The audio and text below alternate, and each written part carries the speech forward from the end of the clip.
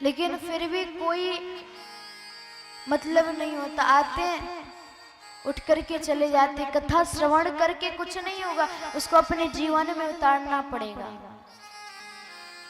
आपको बताएं, भक्त प्रहलाद के लिए भगवान नरसिंह जो है खंभा फाड़ करके आते हैं और वहां पर हिरण्यकश्यपु के पेट को फाड़ करके महाराज उनके पेट के अंदर से रक्तों को से अपने नाखूनों को रंग लेते हैं।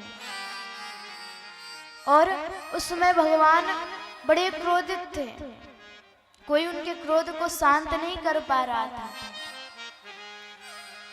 और जब देवी देवताओं ने बहुत प्रयास किया, लेकिन जब कोई सफल नहीं हो पाता तो फिर पता ही क्या हुआ, जाकर के सभी छोटे से प्रहलाद जी हैं उनसे जाकर के आग्रह करते हैं।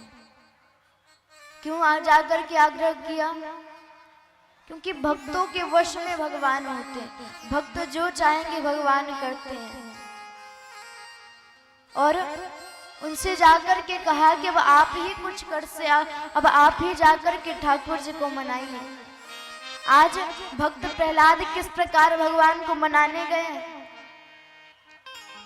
हमारे प्रभु जो है बड़े क्रोधित थे। प्रहलाद जी जाते हैं और जाकर के मुख में उंगली डाल देते हैं और जाकर के दांतों को गिनना प्रारंभ कर दिया। भगवान तो क्रोधित थे। भगवान ने कहा, प्रहलाद क्या कर रहे हो? सुन करके प्रहलाद जी ने कहा कि अरे प्रभु, मैं आपके दांतों को गिन रहा हूं। सुन करके भगवान को हंसी आ जाती है।